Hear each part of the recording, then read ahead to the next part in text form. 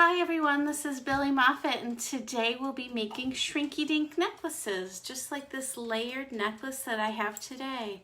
We'll be going live in just a minute. All you need are shrink plastic. I got this at my local craft store, a pair of scissors, some alcohol markers or Sharpie markers, and today I used a ruler and a compass, a hole punch, and a pair of pliers, and I have one jump ring, little jump ring, and we'll be making our own Shrinky Dink necklace. So it's 7 o'clock and I'm Billie, and today we'll be making these one-of-a-kind little layered necklaces out of Shrinky Dinks.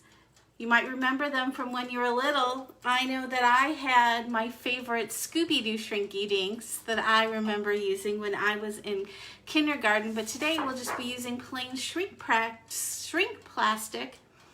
You can buy Shrinky Dinks right at your craft store just like this, or you can use that hard plastic that you can get desserts or sandwiches in sometimes and cut those up to shrink. So we'll be making this little layered necklace for you to wear or give as a gift. So let's get started.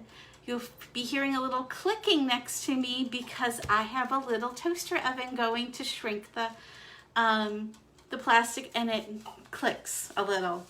So all you need is shrink plastic, a pair of scissors, some markers to draw with. I'm just using alcohol markers, but you can also use Sharpie markers, anything permanent. I'll also be using a pencil, a compass, and a ruler to make my design. And you'll also need a pair of pliers, a hole punch, and a jump ring, and a little old chain. I just got this one out of my jewelry box that I wasn't using. So let's get started. I'm just gonna take my camera down so you can see. And let's get started. So first I'm going to draw my design, and I thought that I wanted to use a little pill design. So to make that with 2 round edges, what I'm going to do is with my ruler is draw 2 straight lines. That's going to help me find the center of my design. And next I'm going to take my compass and I'm going to draw a circle. Oops, I lost my little compass there. Find my hole again. Just going to draw a circle. And I want to draw a circle right next to it, so I'm going to put the pencil down right where the line meets the circle. I'm going to put my point down. I'm going to draw another circle right next to it. The little circles are hard with this compass. And now I'm going to take my ruler and find the widest point and draw a line. I'm going to do that here. And that will give me a guide for the shape I want. I want a little pill shape. But I want it to be 2 different sizes. So this one is a 1/2 inch from the point to the pencil, and I want to make it a little bigger. So let's go and make it 3/4 of an inch right there. So we'll be making an 1.5 inch circle. Make my next circle. Place the pencil down where the line meets the circle. Place my point down and draw 1 more circle on top of it.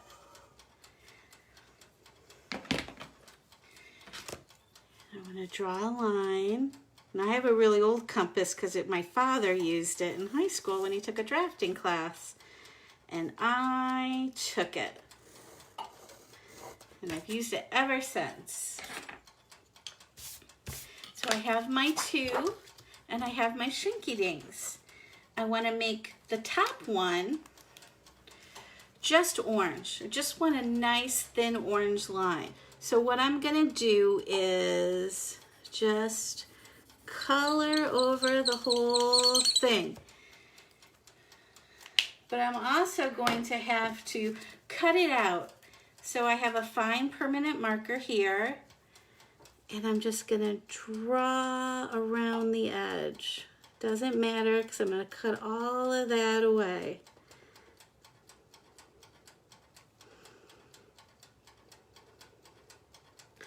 Just gonna go and take that in a little as well.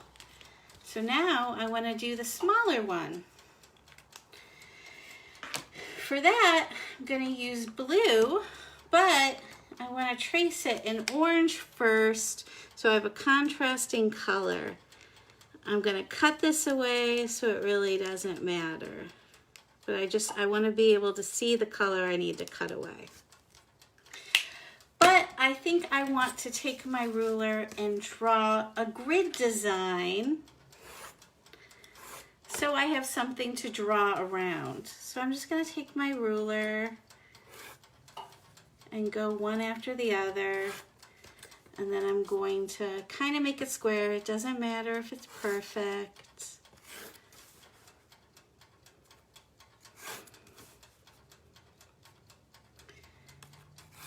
Boom, boom, boom. And now I'm going to put my little orange circle over it, and with my teal blue marker, I have the grid here, so I just want to put the grid where I think might be pleasing, and where the grid meets, I'm just going to draw little circles. And then in between, I'm just going to draw little leaf shapes and fill those in.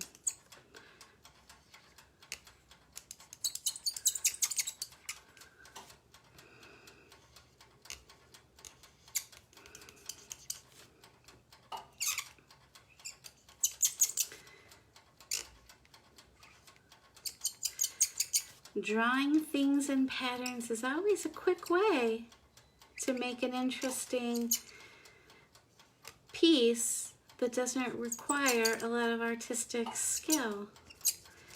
I want these to be a little darker, so I'm just going to color them in a little more. Now remember, when you shrink plastic, it's always going to get darker. The color, the marker is always going to get darker because it squeezes up. And now with my scissors, I'm just going to cut it out so it's easier for me to cut. Put this aside. And now I'm just going to cut it out. And I'm going to try not to touch it because Sharpies and other alcohol markers like the Copic ones I'm using can be a little sticky on the plastic. So I am going to do my best not to touch the actual marker. But that could be interesting too because it does leave fingerprints. Just going to clean it up where my cutting got a little wonky.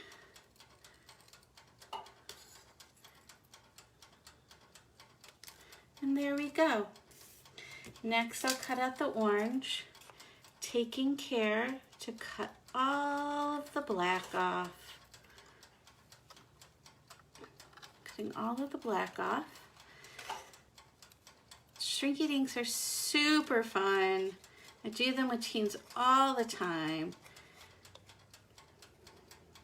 But pro tip, when working with younger people, I cut up the Shrinky Dink plastic to smaller pieces because a lot of people have the tendency to color right in the center, and if they don't like it, it's ruined and nobody will want to use the rest of the plastic, which is perfectly good. So I try to cut that up. So now I have my two oval shapes. I'm going to take my hole punch and punch two holes right inside.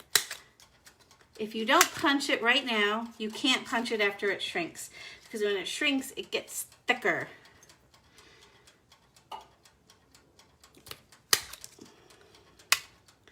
There we go. And now I have a piece of craft paper here that I'm going to put the plastic on to shrink it in my toaster oven. So now Let's move the camera over to see the toaster oven. There's my little craft toaster oven. It's good for polymer clay and Shrinky Dinks. So I want to put it right inside. And it's just going to take, a few seconds to shrink in there. There it goes. It's already starting to shrink.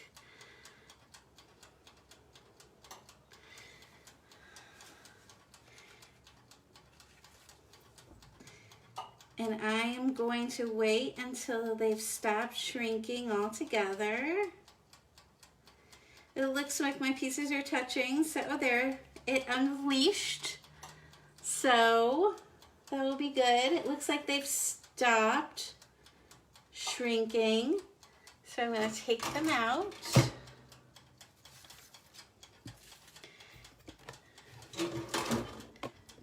And let's move this down again.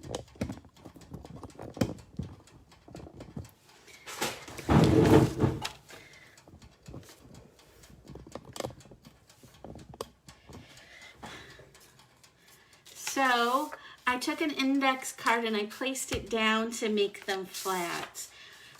You have to do that right away because once they cool down, you can't manipulate them anymore. So here's my two pieces, one little green and one little blue. And I have my jump ring here. And I need my pair of pliers. So I'm going to take my jump ring in my fingers and I have my pair of pliers. And when working with jump rings, it's always important to go side to side. Never open it up like this. You always want to move it side to side, just like that. So now I'm going to put my orange one in and then my blue one. I'm going to close it back up. And now I have my very own little pendant necklace out of Shrinky Dinks. So let's move the camera up.